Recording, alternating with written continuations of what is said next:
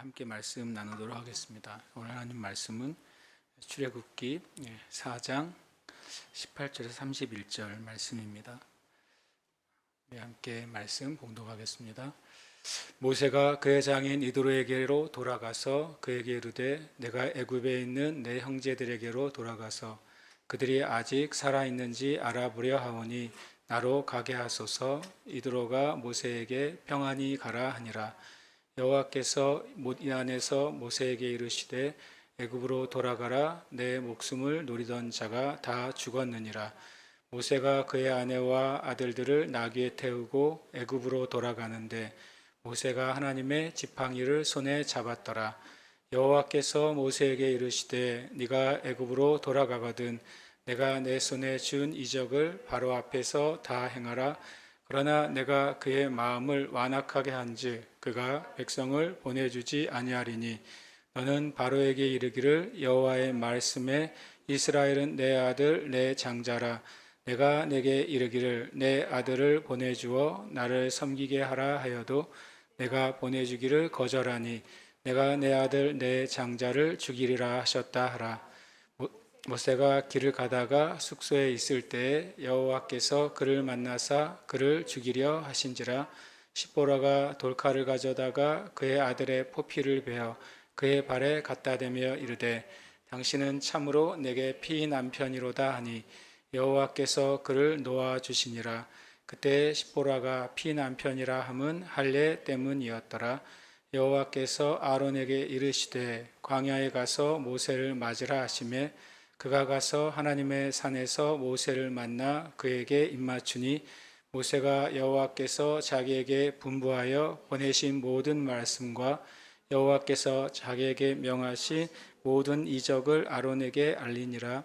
모세와 아론이 가서 이스라엘 자손의 모든 장로를 모으고 아론이 여호와께서 모세에게 이르신 모든 말씀을 전하고 그 백성 앞에서 이적을 행하니 백성이 믿으며 여호와께서 이스라엘 자손을 찾으시고 그들의 고난을 살피셨다 함을 듣고 머리 숙여 경배하였더라. 아멘. 할렐루야. 아멘. 오늘 제가 나눌 주제는 말씀과 순종의 평행 원리입니다. 뭐라고요? 말씀과 순종의 평행 원리.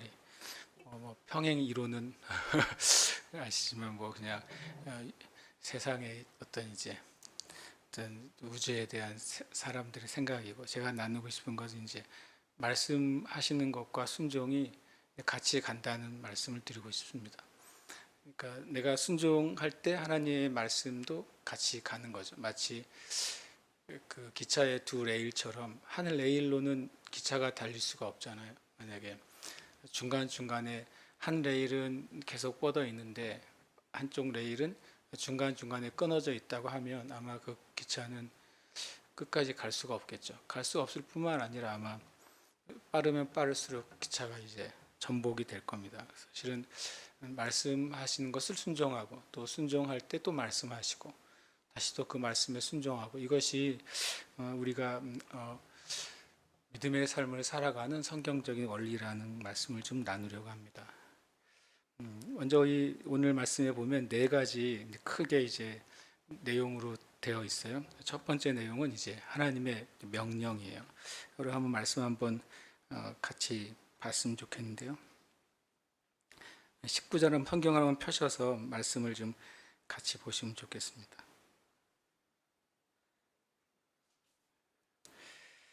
4장 19절이죠. 19절 말씀 함께 읽겠습니다. 시작.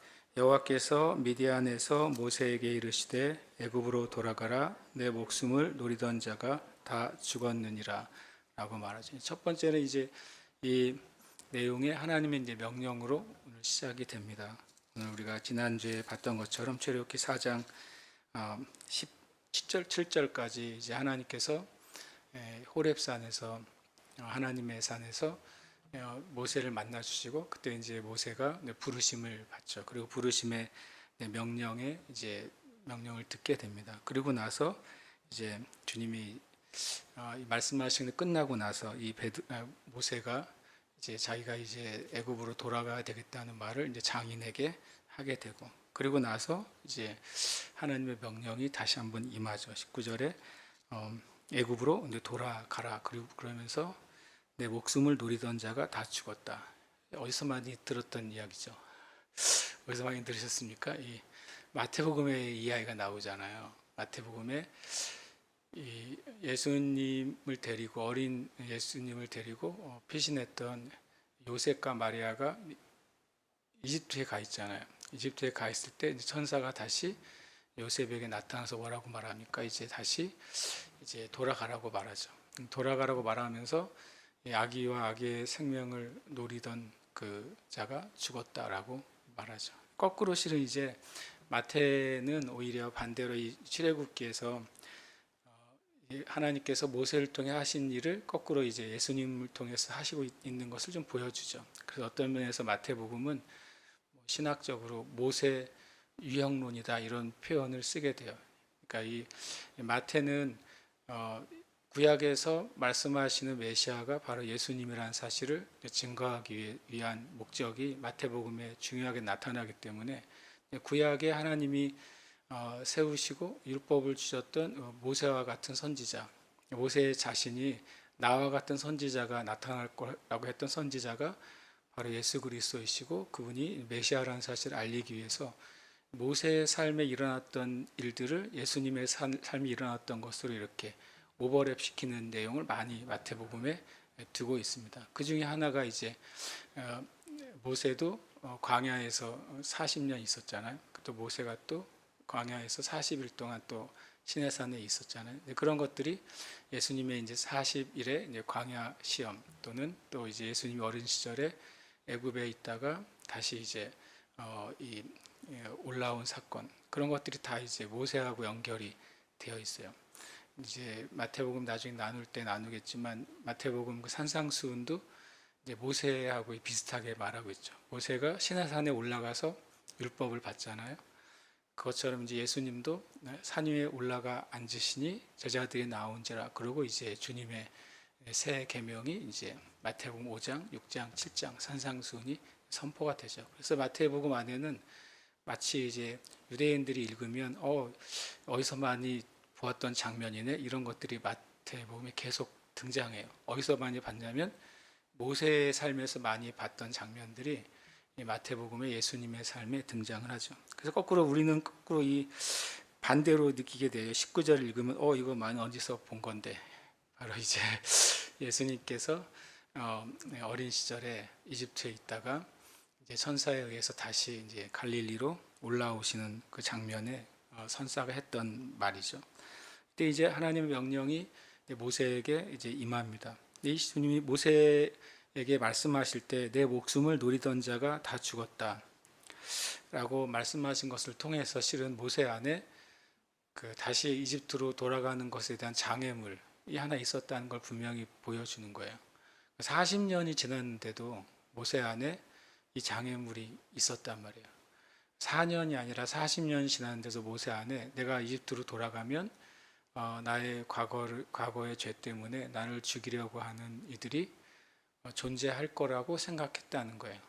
지난주에도 말씀드렸지만 사람 안에 있는 어떤 상처는 시간과 관계없어요.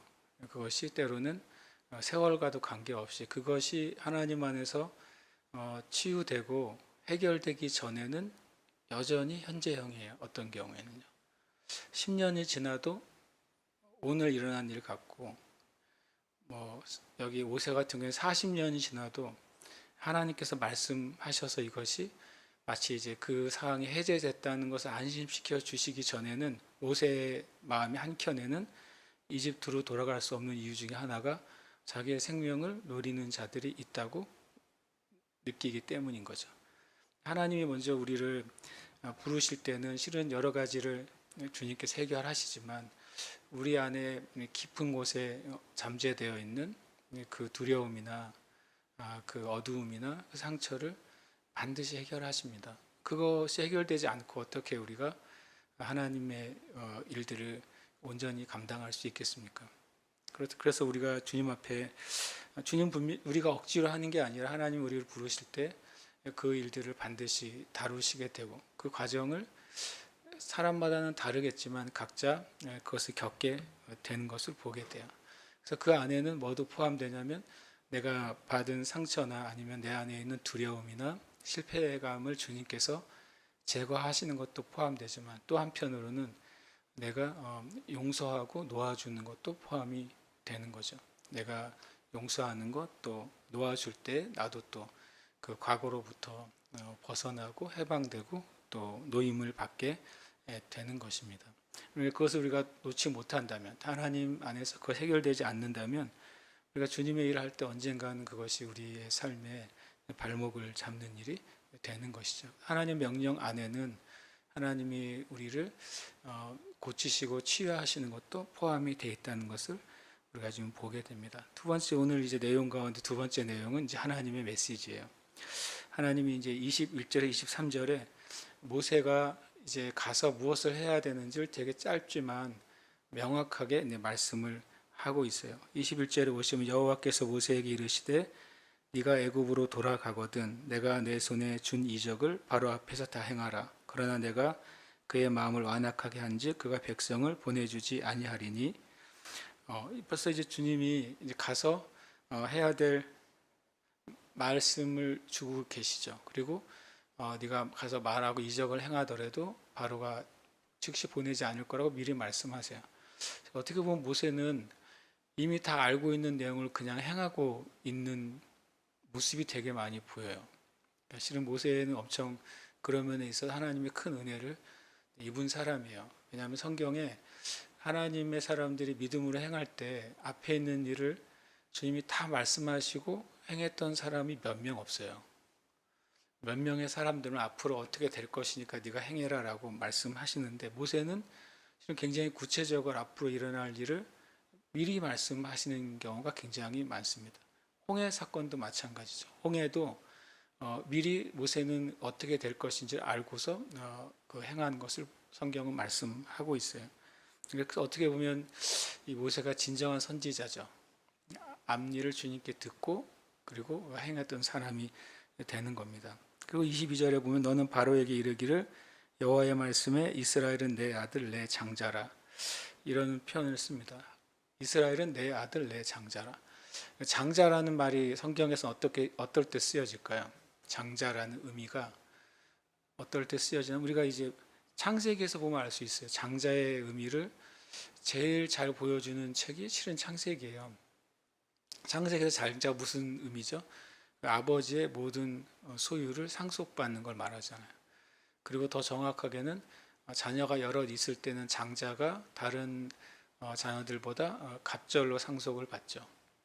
이제 야곱과 에서의 문제에 있어서도 에서가 분명히 장자임에도 불구하고 장자권을 업신여겼다고 성경은 말씀하잖아요.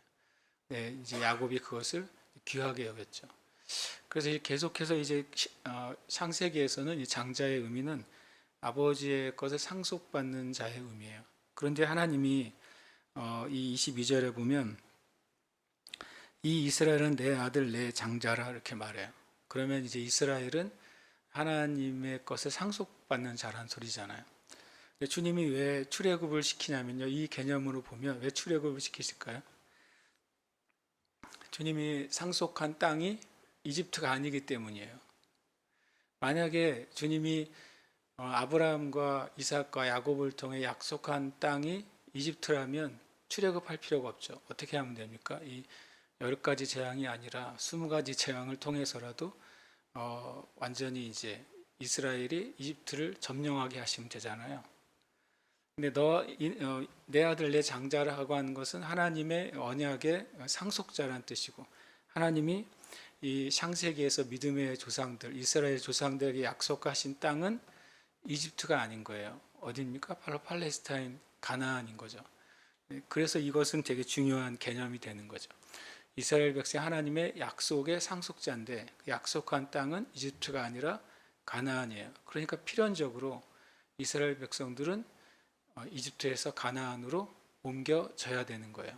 이유는 하나님의 약속을 받은 장자의 아들이기 때문에 이것이 되게 중요한 원인이 되는 겁니다. 우리가 어떤 일을 선택할 때 우리의 삶에 내 삶의 기업이 무엇이냐라고 말할 때 이 개념을 우리는 안에서도 찾아볼 수 있어요. 내가 주님의 자녀이기 때문에 하나님의 상속자잖아요. 예수님과 함께한 상속자예요. 그런데 지금 내가 처한 것이 주님 나에게 약속하신 것이 아니라면 우리는 여기에 머물러 있으면 안 되는 것이죠. 나중에 이스라엘 백성들이 어려움을 겪을 때마다 참 신기한 말을 하는데 무슨 말을 합니까? 애굽에 있었더라면, 이런 말을 계속 반복하잖아요. 애굽에 있었더라면 배고프지 않았을 거야. 애굽에 있었더라면 목마르지 않았을 거야. 애굽에 있었더라면 그래도 그냥 살아가는 데는 지장은 없었을 거야. 이 말이 그 입에 달고 살았어요. 이스라엘 백성들이. 근데 그것은 어떻게 보면 자신이 누군지를 모르는 거죠. 자신이 하나님의 아들이고 장자, 하나님의 자녀고 장자이기 때문에 자신들에게 약속되고 언약된 그 상속의 그 자리는 이집트가 아니라는 사실을 확실히 모른 것이죠. 그것을 알았다면 그들은 더 가나안으로 가려고 더 노력을 했을 거예요. 그 말은 우리의 삶에도 어떤 우리의 개인의 부르심이나 하나님의 뜻을 이해하는 데 있어서 이 22절은 되게 중요한 어떤 실마리가 되는 거예요. 내가 주님의 자녀라면 예수 그리스도와 함께한 상속자라고 성경은 분명히 말씀하잖아요. 그럼 하나님이 나에게 주신 유업은 어떤 영역인가? 그것이 우리가 이제 하나님 안에서 발견해야 될 몫인 거죠. 그것을 알았을 때 그들은 그것을 취하려고 하는 겁니다. 우리가 여호수아 때에도 보면 그들이 땅을 분배받잖아요. 그 가나안 땅에서도 각 지파별로 하나님이 주시는, 제비 뽑아서 주시는 땅이 있어요. 그 땅을 제비 뽑았다고 해서 그냥 그 땅이 자동으로 주어지는 게 아니라 여호수아에서 보면 아는 것처럼 그들이 가서 그 땅을 차지해야 되는 거잖아요. 이것이 상속된 땅이지만 그러나 믿음의 차원에서는 그것을 믿음으로 그것을 취하지 않으면 그냥 영원히 내 것이 아닌 거예요. 그런 면에서 우리가 22절을 통해서 우리가 좀 생각해 봐야 되는 거죠. 하나님은 우리에게 예수 그리스도와 함께한 상속자로 불러주셨죠. 물론 이제 우리의 영원한 고향은 하나님의 나라이지만 이 땅 가운데서 하나님의 사람으로, 하나님의 백성으로, 하나님의 자녀로 살아가야 될 영역, 그리고 주님께 영광 올려드려야 될 영역이 각자가 분명히 있는 것이죠. 상속자인데 그 언약의 땅이 없다면 상속자가 아닌 거잖아요. 그러면 우리가 우리의 삶에 어떤 부분을 그냥 내려놓고 살 때가 있는 거예요.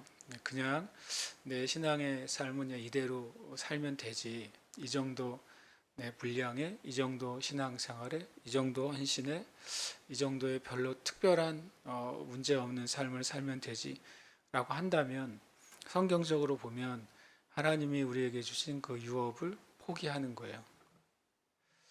우리가 가끔 이제 부모님이 돌아가셨을 때 상속 포기 각서를 쓸 때가 있어요. 언제 씁니까? 내가 주님께, 부모님께 받아야 될 재산보다 빚이 더 많을 때 그때 상속 포기 각서를 쓰거든요. 근데 실은 많은 그리스도인들이 상속 포기 각서를 쓰고 사는 거예요. 하나님 나에게 주신 땅이 있는데 포기하는 거죠. 왜냐하면 그냥 내 믿음의 분량 여기까지라고 스스로 결정하는 거예요. 아마 하나님 나라에서 엄청난 손해가 일어나는 거죠. 하나님이 분명히 약속하셨지만 이 땅의 교회가 상속 포기 각서를 써서 빼앗긴 땅이 얼마나 많겠어요. 하나님이 주셨지만 이 땅에 있는 교회가 상속 포기 각서를 써가지고 잃어버린 영혼들이 얼마나 많겠어요. 만약에 허드슨 테일러가 중국 내지 선교회를 세웠잖아요.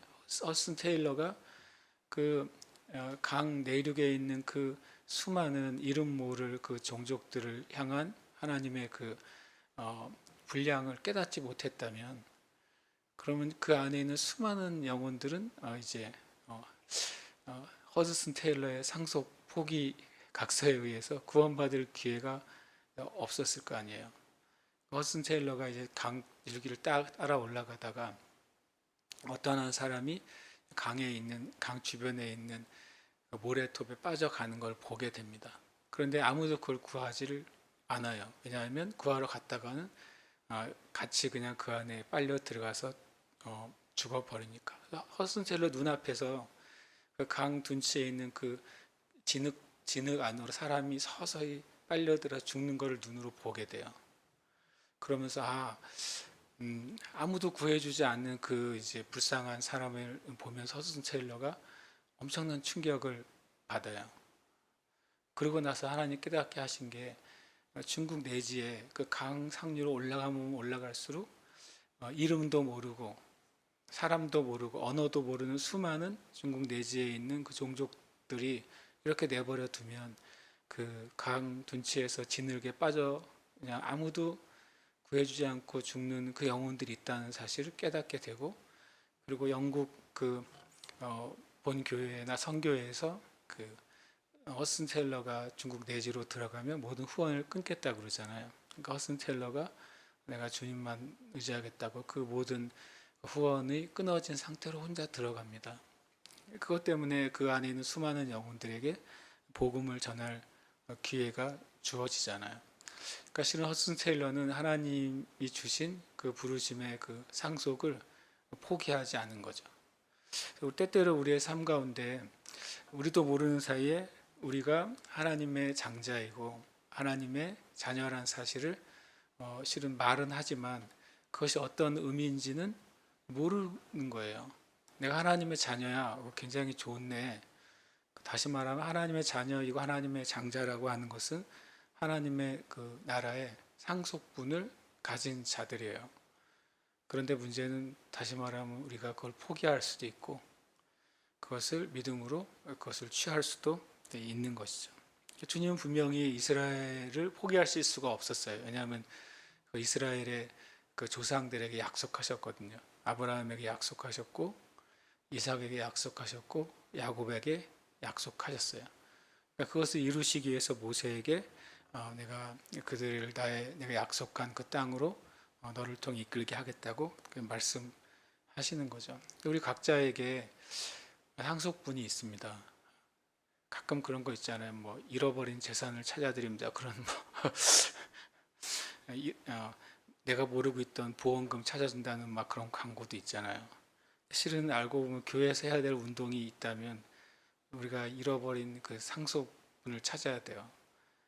교회가 잃어버린 것, 또 성도들이 잃어버린 것, 어떤 경우에는 포기한 것을 찾아내야만 돼요. 그래야 하나님 나라가 세워지는 것입니다. 그리고 이제 23절에 계속해서 말씀하시죠. 내가 내게 이르기를 내 아들을 보내주어 나를 섬기게 하라 하여도 내가 보내주기를 거절하니 내가 내 아들 내 장자를 죽이리라 하라 하시니라. 하나님께서 이제 하나님의 메시지를 모세에게 주시는 장면이 오늘 말씀의 두 번째 장면이죠. 세 번째는 하나님의 교훈이에요. 이것은 되게 어떻게 보면 조금 24절부터 26절의 내용은 조금 충격적이기도 하고 또는 이게 무슨 일이야? 라고 하는 생각이 드는 사건입니다. 24절 보시면 모세가 길을 가다가 숙소에 이르렀을 때 여호와께서 그를 만나사 그를 죽이려 하신지라. 이거 숙소라고 하니까 누가 여관이나 모텔이나 호텔인 줄 알고 이해하는 분이 있더라고요. 그냥 길을 가다가 텐트 치고 자고 있는 거죠. 지금 광야 생활인데 그렇게 하기는 중에 하나님이 이 모세를 죽이려고 하시는 장면이 나타나요. 굉장히 좀 황당하죠. 왜냐하면 주님이 이스라엘 백성을 구하라고 모세를 부르시고 또 용기를 주시고 또 그래서 모세가 순종했잖아요. 그리고 또 조금 아까 말한 하나님이 모세가 가서 해야 될 메시지도 주셨잖아요. 그래서 갑자기 24절에 죽이시려고 해요, 모세를. 그럴 때 이제 25절은 십보라가 돌칼을 가져다가 그의 아들의 포피를 베어 할례를 한 거죠. 급하게 아들의 할례를 행해서 그 할례를 통해서 이제 이 26절에 의하면 이 십보라가 할례를 행한 것을 통해서 하나님이 모세를 놓아주세요. 그러면 첫 번째 질문, 하나님이 진짜 모세를 죽이실 작정이었냐? 라고 말하면 그것은 노죠. 왜냐하면 하나님이 모세를 통해서 하시겠다고 하신 약속이 먼저였잖아요. 그리고 중간에 모세를 죽이시면 하나님이 첫 번째 하신 말씀에 위배되기 때문에 하나님의 목적은 모세를 죽이시려고 하는 게 아니에요. 그러면 왜 이렇게 하셨을까요? 주님이 모세에게 어떤 교훈을 주시는 기회로 삼으시기 위해서였죠. 모세가 뭔가 행하지 않은 것을 통해서 모세에게 교훈을 주시는 거였어요. 이 말씀을 보면 모세가 뭘 안 행했을까요? 이게 제게 이제 말씀 안에 말씀이 트릭을 가지고 있는 것은 아닌데 말씀 안에 하나가 잘 살펴볼 일이 있어요. 뭐냐면 십보라가 무슨 일을 했는지 보시면 십보라가 돌칼을 가져다가 누구의 포피를 뱉다고요? 그래, 아들의. 그러면 이제 퀴즈를 낼게요. 퀴즈. 모세가 아들이 몇 명이에요? 모세가 2명입니다. 게르솜과 엘리에셀. 근데 이 여기에 한글 성경에는 모세가 그의 아들들이 아니라 뭐라고요? 아들의 포피라고 돼 있죠. 실제로 원어에도 단수로 돼 있어요. 근데 모세는 아들을 2을 낳았어요. 그럼 뭐 아주 말도 안 되는 퀴즈지만 모세가 미디안에 있다 이집트로 돌아갈 때 아들을 1명을 데려갔을까요? 2를 데려갔을까요? 당연히 2 다 데려갔겠죠. 세 번째 퀴즈. 도대체 그러면 십보라가 급하게 할례를 한 아들은 누구일까요? 세 번째 퀴즈. 만약에 첫 번째 아들이라면 2번째 아들은 할례를 안 했잖아요. 재밌는데 오늘 퀴즈를 내는데. 그래서 이 단순한 장면인데 이걸 통해서 주님이 무슨 교훈을 주시려고 하는지를 알 필요가 있어요. 첫 번째 답을 말씀드리면 엘리에셀의 할례를 한 것입니다. 만약에 2 다 안 했다면 성경은 분명히 아들들이라고 반드시 기록했을 것입니다. 그런데 만약에 첫 번째 아들만 할례를 했다면 나중에 이제 좀 살펴봐야 되겠죠. 주님이 말씀하신 할례 규례에 위배돼요. 왜냐하면 엘리에셀도 당연히 할례를 행해야 되거든요. 모든 남자는 태어난 지 8일 만에 할례를 행하는 것이 하나님의 법이거든요. 그런데 하나님이 모세를 죽이려고 했을 때 하나님 나타나셨을 때 십보라가 그걸 알아챘어요. 그래서 아들의 할례를 행했어요. 그것은 첫째는 할례를 받은 상태였다는 걸 의미하는 거예요. 2번째가 할례를 안 한 거죠. 그럼 모세가 뭐 어떤 교훈을 받았어야 됐습니까? 모세가 처음에 이 미디안으로 도망을 갔을 때 그때 이제 십보라와 결혼을 하죠. 첫째 아들 게르솜이 낳았을 때에는 내가 이 광야에서 홀로 된 거에서 주님이 은혜를 베푸셨다고 해서 그런 고백이 있어요. 그걸 통해서 아마 게르솜은 낳았을 때 8일 만에 할례를 했을 겁니다. 그 다음에 시간이 지난 다음에 엘리에셀을 낳았을 때는 모세가 그것을 잊은 거죠. 하나님 앞에 온전하지 않은 거룩은 거룩이 아닌 것을 말씀하시는 거예요. 하나님이 하나님의 언약을 모세를 통해 이스라엘에게 온전히 이행하시는 것처럼 동일하게 하나님의 백성도 하나님 앞에 온전한 거룩함을 가져야 된다는 사실을 말씀하고 있는 것입니다. 그래서 실은 게르솜과 엘리에셀 가운데 엘리에셀이 할례받지 않은 것에 대해서 십보라가 깨닫고 그것을 이제 할례를 급히해서 그 표피를 던집니다. 그것을 통해 하나님이 할례가 이 가정의 모세, 게르솜, 엘리에셀이 할례가 됐기 때문에 이것을 놓아주시죠. 그럼 모세는 누가 할례를 행했을까요? 그렇죠. 엄마가 행한 것입니다. 놀랍게도요. 그러니까 이 성경 안에는 이제 어떤 한 것을 말씀하실 때 성경의 말씀을 근거나 전제를 가지고 우리가 이해할 수 있게 되는 것이죠. 그래서 이 하나님의 교훈은 다시 말하면 하나님이 우리에게 거룩하신 것처럼 하나님 언약을 지키시는 것처럼 우리도 하나님에게 우리 자신이 거룩함과 언약을 지키는 자로 서 있어야 된다는 것을 말씀하시죠. 모세는 이게 엄청나게 큰 교훈이 됐을 거예요. 왜냐하면 이것은 창세기 말씀에 근거하기 때문에 그래요. 한번 찾아보겠습니다. 창세기 17장입니다.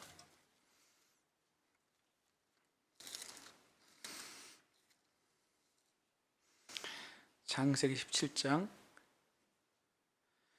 이게 중요한 언약이에요. 창세기 17장 9절부터 14절입니다. 제가 우리 한번 9절부터 14절을 같이 한번 읽겠습니다. 창세기 17장 9절에 14절 시작. 하나님이 또 아브라함에게 이르시되 그런즉 너는 내 언약을 지키고 내 후손도 대대로 지키라. 너희 중 남자는 다 할례를 받으라. 이것이 나와 너희와 너희 후손 사이에 지킬 내 언약이니라. 너희는 포피를 베어라. 이것이 나와 너희 사이의 언약의 표징이니라. 너희는 대대로 모든 남자는 집에서 난 자나 또는 너희 자손이 아니라 이방 사람에게서 돈으로 산 자를 막론하고 난지 8일 만에 할례를 받을 것이라. 너희 집에서 난 자든지 너희 돈으로 산 자든지 할례를 받아야 하리니 이에 내 언약이 너희 살에 있어 영원한 언약이 되려니와 할례를 받지 아니한 남자 곧 그 포피를 베지 아니한 자는 백성 중에서 끊어지리니 그가 내 언약을 배반하였음이니라. 아멘. 이것은 하나님의 아브라함과 맺으신 중요한 언약이에요. 이 언약의 근거에서 하나님은 이 모세를 상대하신 것이고 모세가 그것을 중요하게 여기지 못했던 것입니다.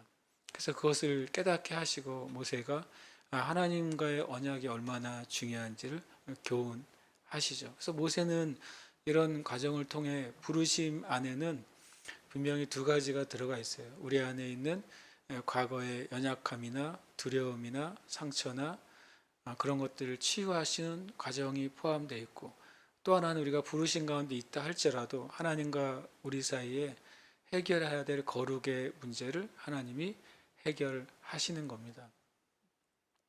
만약에 어떤 사람이 하나님의 목회자로 부르심을 받았는데 과거에 하나님의 보시기에 합당하지 않는 삶의 습관들을 그대로 가지고 있다고 생각해 보세요. 그러면 그것이 하나님이 반드시 그것을 그냥 지나가시지 않고 그걸 해결하시지 않겠습니까? 그러면 그가 하나님의 일을 하는데 분명히 그것이 마귀가 틈타는 통로가 되기 때문에 하나님 것을 해결하셔야 되는 거죠. 이렇게 하나님은 모세의 부르신 가운데 이것을 해결하세요. 그때 십보라란 이름이 뜻이 새라는 뜻이에요. 그래서 이 십보라가 어떤 새라는 의미가 어떤 특별한 영적인 의미가 있는지 한번 제가 묵상해 보기도 했는데 아직은 결론은 못 내려가지고 다음에 생각나면 말씀을 드릴게요. 그런데 십보라가 한 말이 되게 재밌어요. 십보라가 25절 끝에 보면 딱 자기의 둘째 아들의 포피를 베서 급히 할례를 한 다음에 피 묻은 그 포피를 모세의 발에 대면서 당신은 참으로 내게 피남편이다. 피남편이라는 표현을 합니다. 남편이라고 말할 때 우리가 이제 아담과 하와에서 아는 것처럼 아담은 이쉬입니다. 남자이면서 남편이고 여자는 이샤예요. 이샤 좀 끝 하나 달라지는데요. 모음이 달라지는데, 그리고 여자는 여자이면서 아내예요. 근데 여기서 이제 남편이라고 하면 보통 이쉬라는 단어를 쓰는데 거기에 이쉬라는 단어를 안 쓰고 여기에 딱 한 번 나오는 단어를 쓰게 돼요. 이게 하탄이라는 단어를 써요. 남편이란 말 이쉬라는 단어를 안 쓰고 하탄이라는 단어를 쓰는데, 하탄이란 말은 결혼에 의한 친족이라는 뜻이에요. 다른 말로 하면 재미있는 표현한 거죠. 십보라가 당신은 나의 피남편이다. 당신은 나의 피의 새로운 신랑이다. 이렇게 표현한 것이죠. 새 신랑으로 표현한 거예요. 이 자기의 이 모세를 40년 같이 살았는데 새 신랑이 됐어요. 모세가 주님 앞에 이제 피로 말미암아 다시 거룩하게 되었을 때 모세가 이 십보라에게는 새 신랑이 된 거예요. 굉장히 의미 있는 이제 고백이 된 거죠. 우리가 주님 앞에 어떤 부정한 것으로부터 우리가 깨끗하게 될 때 우리는 새롭게 되는 거예요. 그 영역이 계속 새롭게 되는 것이죠. 우리의 삶 가운데 하나님 앞에서 해결될 때마다 우리는 새로운 은혜를 이제 경험하게 되고 새로운 존재로서 주님 앞에 서 있게 됩니다. 그리고 네 번째, 오늘 말씀이 이제 네 번째 단락은 하나님의 도우심이에요. 27절에 보면 여호와께서 아론에게 이르시되 지금 이제 모세는 그 가족들을 이끌고 지금 미디안에서 이집트로 쫙 여행을 오고 있는 중에 이런 사건들이 벌어졌잖아요. 모세가 오는 중에 어디서 누구를 랑데비합니까? 바로 이제 아론을 랑데비하죠. 어디서요? 27절에 보니까 광야에 가서 모세를 맞으라고 아론에게 말하잖아요. 그랬더니 그가 가서 아론이 가서 어디서 만난다고요? 하나님의 산에서 만나요. 이게 하나님 산이 어디입니까? 호렙산이잖아요. 나중에 그것이 신의 산이죠. 신의 산이 십계명 때만 등장한 게 아니었어요. 신의 산이 하나님과 모세가 처음 만난 산이기도 하고 또 신의 산은 바로 모세와 아론이 만난 장소이기도 하죠. 그러면 모세가 신의 산까지 오는 그 시간과 거리가 있을 거 아니에요. 그럼 아론도 이집트에서 나와서 이 호렙산까지 홀로 걸어왔다는 소리예요. 나중에 이스라엘 백성이 출애굽해가지고 호렙산까지 가는데 40일이 걸렸단 말이에요.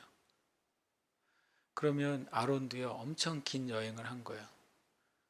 아론이 이집트에서 하나님께서 너의 동생 모세를 맞으러 가라라고 했을 때 아론이 혼자 갔는지 여럿이 갔는지는 알 수 없지만 그러나 성경에 있던 당시에 봤으면 아마 아론이 여러 명의 사람을 이끌고 갔을 겁니다. 그 광야길을 혼자 다닐 수는 없거든요.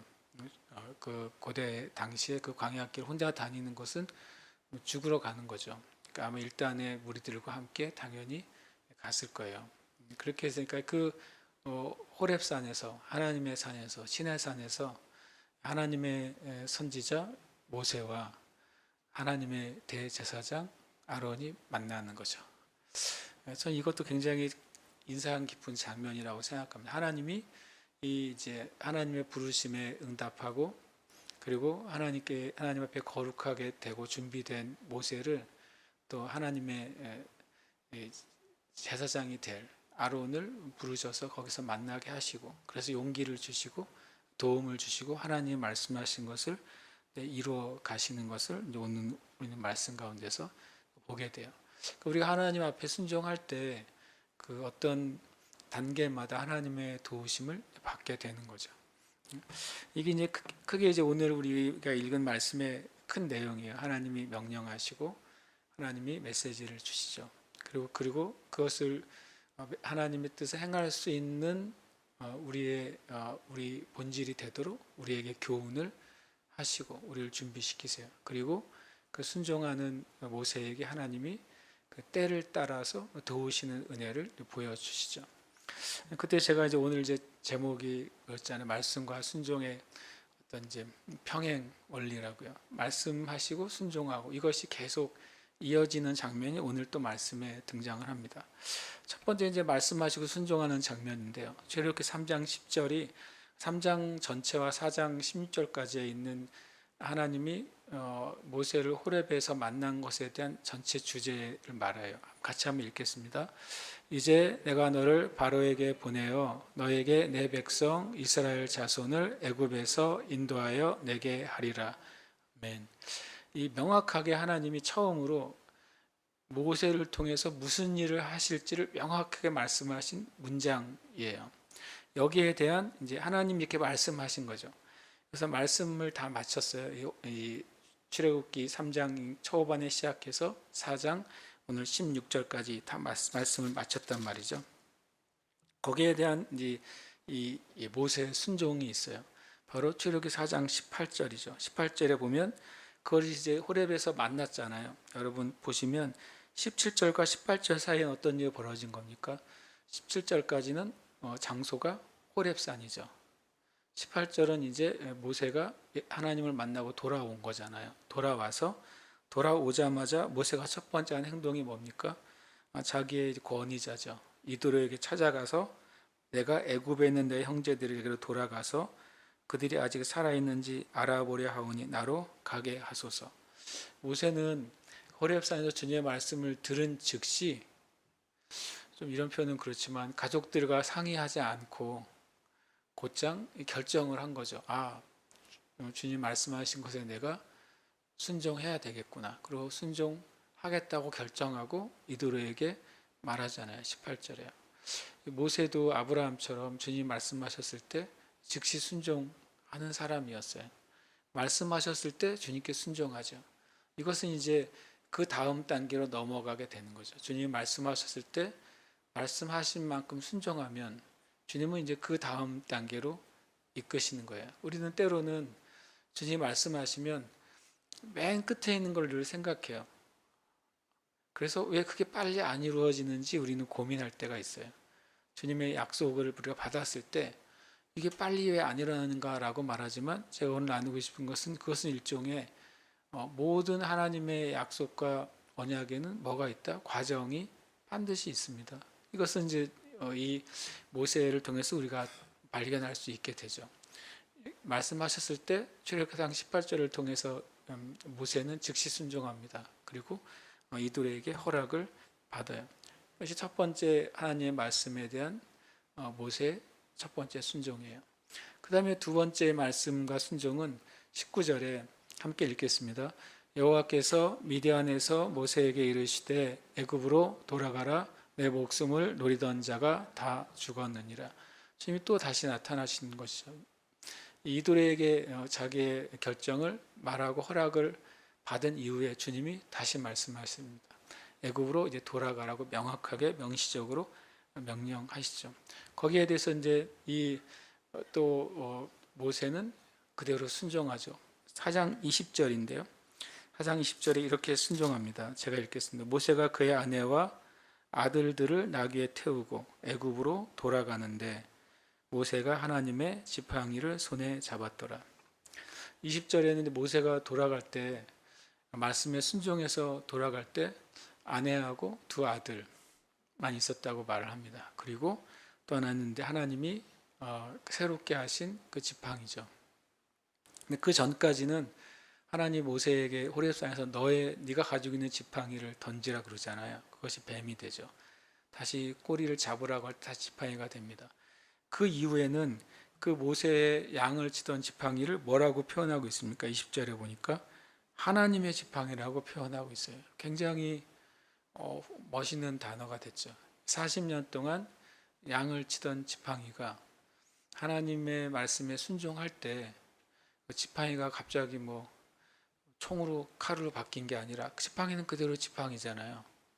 그런데 본질이 바뀌어져요. 그것이 하나님의 지팡이가 되는 것이죠. 우리가 주님의 부르심에 순종했을 때 우리의 어떤 외면이나 어떤 환경이 갑자기 그냥 체인지 되는 게 아니라 내 삶은 그대로인데 본질이 바뀌는 거예요. 도구도 그대로잖아요. 모세가 들고 있는 그 지팡이라는 도구는 외형이 바뀌지 않았어요. 그런데 성경은 그것을 뭐라고 말하냐면 목자의 지팡이가 아니라 이제는 하나님의 지팡이가 됐다고 말하죠. 하나님의 지팡이는 뭡니까? 하나님의 능력을 행하는 통로로서 이 지팡이가 사용되는 거죠. 그러면 우리가 주님의 부르심에 응답할 때 이미 내가 가지고 있었던 지식, 이미 내가 가지고 있었던 달란트, 이미 내가 하고 있던 그것이 본질이 바뀌어서 하나님의 영광을 위한 통로가 될 수 있다는 거예요. 그러니까 예수님 믿고 내가 부르심을 받으면 또 새로운 어떤 걸 배워야 되느냐, 또 새로운 어떤 기능을 배워야 되느냐라고 혹 생각할지 모르겠어요. 그러나 하나님 근본적으로 우리를 부르셨을 때 필요에 따라서 무엇인가 더 뭔가를 배우고 익히는 과정이 있을 수는 있겠죠. 그러나 모세가 어떤 새로운 것을 더 익히지 않았어요. 그냥 그가 가지고 있던 그 양을 치던 지팡이가 이제는 하나님의 권능의 지팡이로 불리게 된 거죠. 이것은 참 우리의 삶 가운데 너무 중요한 메시지를 주는 것입니다. 이렇게 말씀할 때 순종하고 그 순종의 결과는 하나님이 또 이끄시는 것이죠. 세 번째 순종은 이제 출애굽기 4장 21절에서 23절입니다. 주님이 두 가지 말씀을 하시는 거죠. 아까 읽었지만 내가 애굽으로 돌아가거든 내가 내 손에 준 이적을 바로 앞에서 다 행하라. 이게 명령이잖아요. 그리고 또 이제 어떻게 하라고? 너는 바로에게 이르기를 여호와의 말씀에 이렇게 하셨다고 하라. 하나님은 이제 모세에게 두 가지 명령을 하시는 거죠. 하나는 이적을 행하라고 말씀하셨고, 두 번째로는 하나님의 메시지를 있는 그대로 더하거나 빼지 말고 전하라고 말씀하셨어요. 근데 이 모세는 어떻게 했습니까? 말씀에 순종하죠. 말씀에 한 순종은 이제 출애굽기 5장부터 시작이 됩니다. 출애굽기 5장 1절이 이렇게 말씀하고 있습니다. 그 후에 모세와 아론이 바로에게 가서 이르되 이스라엘 하나님 여호와께서 이렇게 말씀하시기를 내 백성을 보내라. 그러면 그들이 광야에서 내 앞에 절기를 지킬 것이니라 하셨나이다. 이때부터 이제 주님이 말씀하신 것에 순종하기 시작하면서부터 말 그대로 영적 전쟁이죠. 구약의 차원에서 영적 전쟁이 시작되죠. 어떻게 보면 구약에 공식적으로 처음 나오는 영적 전쟁이라고도 볼 수 있어요. 이 바로의 세력과 하나님의 백성의 세력 간에 이제 엄청난 충돌이 시작이 되죠. 그러나 그것은 이제 영적인 충돌이고, 또 하나님의 권능과 그동안 바로와 또 애굽을 다스리던 그 배경에 있는 어둠의 세력과의 충돌이죠. 그것으로 이제 시작이 되는 것입니다. 모세가 말씀하신 것을 순종할 때 이제 영적인 사건이 시작이 되고 또 하나님의 영광이 나타나는 것을 우리가 봅니다. 저와 여러분이 성경에 이런 말씀이 있어요. 너희가 어디까지 이르렀든지 그 안에서 행하라고 하는 것입니다. 우리가 첫 번째 모세가 하나님 말씀에 순종했던 단계 우리가 있을 수도 있죠. 두 번째 모세가 하나님의 말씀을 듣고 순종했던 단계에 이를 수도 있습니다. 아니면 세 번째 모세가 하나님의 말씀을 듣고 순종하는 단계에 우리가 이를 수 있습니다. 보시면 성경은 이제 특히 출애굽기 이 과정이 계속 반복된다는 사실을 우리가 눈치챌 수 있어요. 하나님 말씀하시고 모세는 순종하죠. 그러면 어떤 일이 일어나요? 다시 또 하나님 말씀하세요. 그럼 모세는 또 순종합니다. 그럼 어떤 일이 일어나요? 10가지 재앙도 그게 반복되는 거잖아요. 계속 반복됩니다. 순종할 때 하나님이 행하시고 또 행하신 다음에 다시 또 말씀하십니다. 이것을 계속 이제 마치 이 말씀과 순종의 그 레일 위에 하나님의 백성이 이렇게 계속 전진하는 방식으로 행하게 되는 겁니다. 저와 여러분이 하나님의 말씀을 읽을 때 또 읽고 깨달을 때 거기까지 순종하시길 축복합니다. 거기까지만 하는 거예요. 그러면 그 다음에 일어날 일에 대한 말씀이 또 우리에게 임하는 거죠. 그러면 또 우리가 순종하는 거예요. 우리가 저 멀리 100걸음 밖의 일에 순종하는 게 아니라 지금 내 앞에 있는 일에 순종하는 것입니다. 그래서 주님이 시편 119편 105절에서 주의 말씀은 내 발의 등이로 내 길의 빛이니이다 라고 말씀하시잖아요.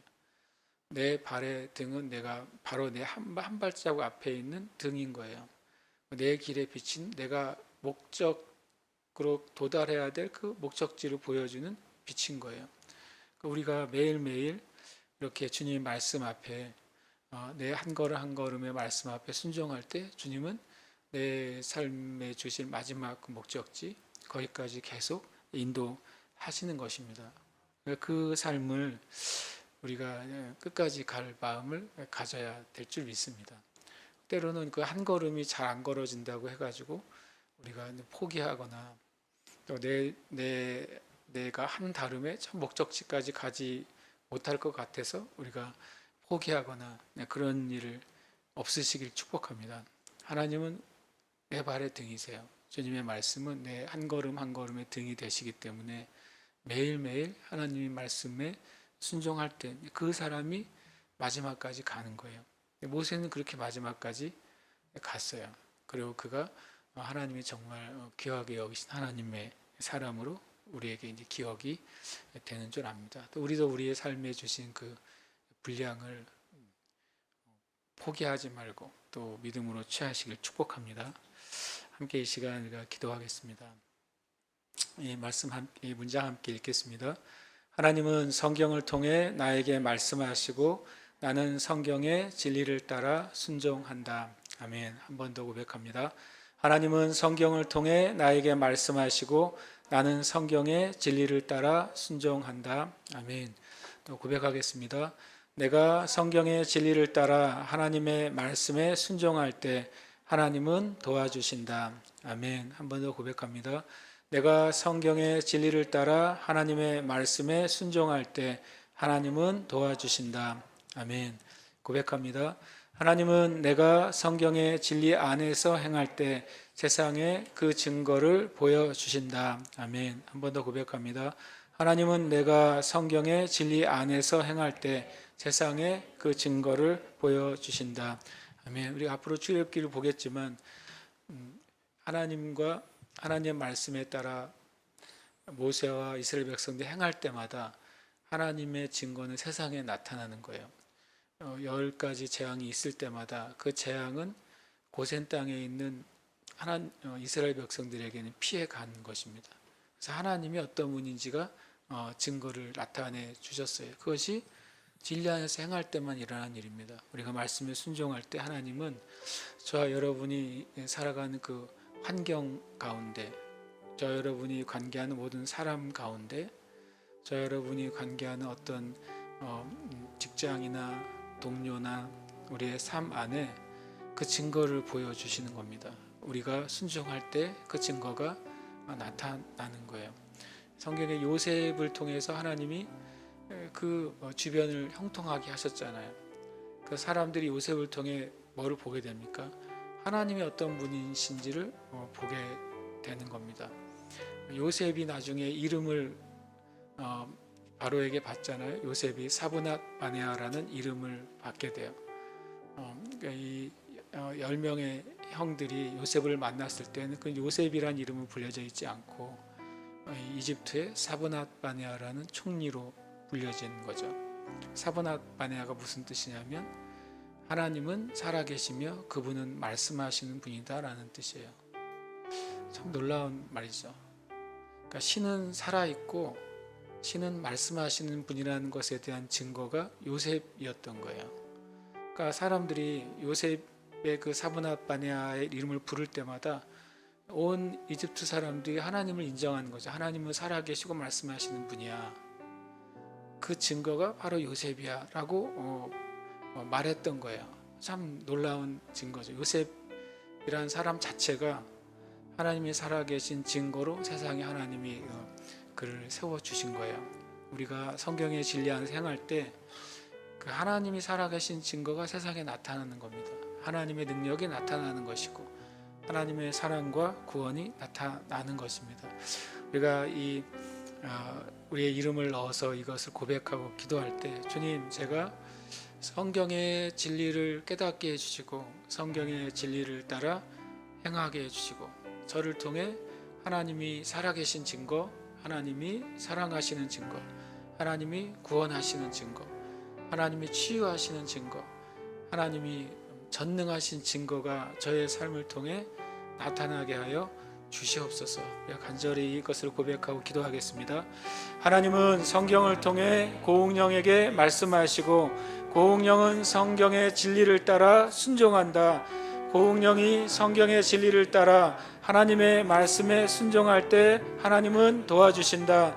하나님은 고응령이 성경의 진리 안에서 행할 때 세상에 그 증거를 보여주신다.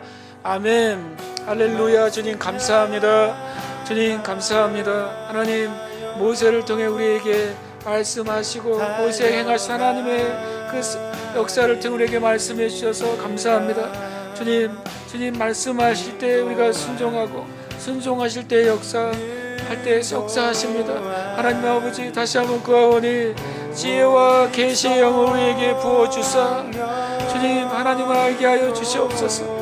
지혜와 계시의 영을 부어주사 우리의 마음의 눈을 열어주시옵소서. 지혜와 계시의 영을 부어주사 부르심의 소망을 깨닫게 해주시옵소서. 지혜와 계시의 영을 부어주사 하나님의 영광의 기업의 풍성이 무엇인지 알게 해주옵소서. 지혜와 계시의 영을 부어주사 믿는 자에게 베푸시는 하나님의 능력의 지극히 크심을 알게 하여 주옵소서. 주님, 성경을 깨달아 알게 하시고 성경에서 말씀하시는 진리를 붙잡게 하시고 성경의 진리를 따라 순종할 수 있도록, 성경의 진리를 따라 행할 수 있도록 성경의 진리를 따라 살아갈 수 있도록 주님 은혜 내려 주시옵소서. 우리로 말미암아 주님의 말씀 가운데 자로나 우로나 치우치지 않게 하시고 하나님의 말씀이 말씀하시는 것을 따라 주님 믿음으로 걸어나가도록 주님 은혜 내려 주시옵소서. 하나님 또 간구합니다. 우리의 심령 가운데 주님 온유한 심령으로 주의 말씀을 받게 해주시옵소서. 온유한 심령으로 주의 말씀을 받게 하시고 부드러운 마음으로 주의 말씀을 받게 하시고 순종하는 마음으로 주의 말씀을 받게 해주시옵소서. 우리가 온유한 심령과 부드러운 마음으로 받을 때 주의 말씀이 우리 가운데 풀어집니다. 순종하는 심령으로 주의 말씀을 받을 때 주의 말씀 우리 가운데 풀어집니다. 하나님 의심을 버리고 주의 말씀을 받을 때 주의 말씀이 우리 가운데 풀어집니다. 하나님 아버지 구하오니 하나님이 교회와 모든 성도들이 주의 말씀을 온유한 심정으로 주님 부드러운 마음으로 순종하는 마음으로 주의 말씀을 받게 하여 주시옵소서. 그러면 하나님의 뜻이 성취되고 하나님의 역사가 나타나도록 주님 우리를 이끌어 주시옵소서. 가장 거룩한 영역으로 가장 온전한 영으로 이끌어 주시옵소서. 하나님 우리 마음 심령 다시 주님을 향해 달려가게 하시고 주님의 진리를 향해 달려갈 수 있도록 주님 은혜 내려 주시옵소서. 거룩한 성령님 우리 가운데 임재하셔서 더 깊은 차원으로 임재해 주시옵소서. 더 깊은 차원으로 깨닫게 하시고 더 깊은 차원으로 우리 이끌어 주시옵소서. 할렐루야. 아멘 아멘 아멘 아멘. 세레코 바라바라바라바스 발리스카라바라바라바라바스 하나님아 우리 주님 주님께서 주신 그 영광의 분기 저에 나눠주신 놀라운 아버지 언약의 약속을 포기하지 않게 하시고 믿음으로 처하게 해주시옵소서. 포기하지 않게 해주시옵소서. 포기하지 않게 하시고 믿음으로 처하게 하시옵소서. 순종함으로 처하게 하시고 말씀 앞에 행함으로 취하도록 주님 은혜 내려 주시옵소서. 오라베데스카라바라바라바라바라바스 오라바라바라데스라라바라바라바스 오데볼라스카라라베라리알로다바라바라바스 오라바라바라데스라라코라바스 정말로 주님 말씀하신 데까지 이르는 자들이 일어나게 해주시옵소서. 주님이 말씀하실 때 순종하는 자들이 일어나게 해주시옵소서. 하나님아 우리 가운데 주님 억지 순종이 아니라 정말 말씀하심으로 순종에 이르는 자들, 말씀하심으로 그 열매에 이르는 자들, 말씀하심으로 끝까지 가는 자들이 일어나게 해주시옵소서.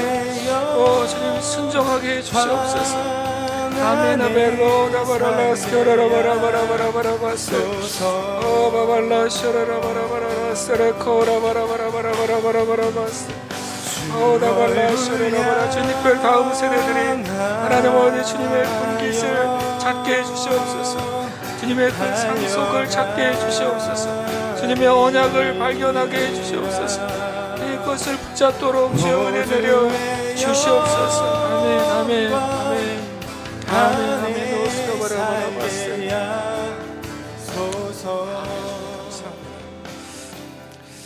하나님 아버지 진리의 말씀을 따라 행하는 것이 얼마나 큰 순종인지 깨닫게 해주시옵소서.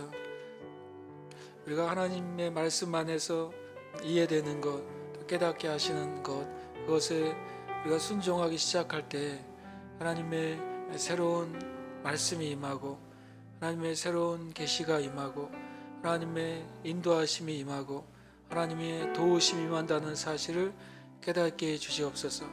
매일매일 지금 우리에게 합당한 분량의 말씀을 먹는 성도들이 되게 해주시옵소서. 말씀의 분량을 먹을 때 우리의 영이 강해지며 건강해지며 힘을 얻고 또한 우리가 주님의 인도하심을 쉽게 받게 됩니다. 하나님 온 교회와 성도들이 말씀을 먹게 하시고 또 먹은 만큼 행하게 하시고 하나님의 인도하심을 계속 받고 받아서 그 온전한 열매까지 이르도록 축복하여 주시옵소서.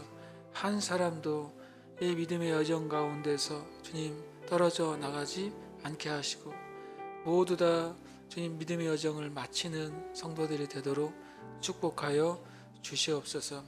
하나님 내일부터 이어지는 그 추석의 연휴 가운데 주님 각자의 주님 저소와 관계 가운데서 주님 믿음의 거룩함을 지키게 하시고 하나님이 주시는 그 희락과 기쁨 안에 거하는 시간이 되도록 축복하여 주시옵소서. 주님 어느 누구도 주님 외롭지 않게 해주시고 하나님이 함께 하시는 그 은혜, 하나님이 함께 하시는 평강, 하나님이 함께 하신 희락이 온 성도들의 가정과 삶 가운데 머무는 추석이 되고 명절이 되도록 축복하여 주시옵소서. 이제는 우리 주 예수 그리스도의 은혜와 살아계신 하나님 아버지의 놀라우신 사랑하심과 성령님의 교통하시고 충만하게 베푸시는 은총이 온 교회와 성도들 위해 또 이 시간 함께 예배하며 주의 말씀 가운데 서 있는 모든 형제 자매들 위해 이제로부터 영원토록 함께 있을지어다. 아멘.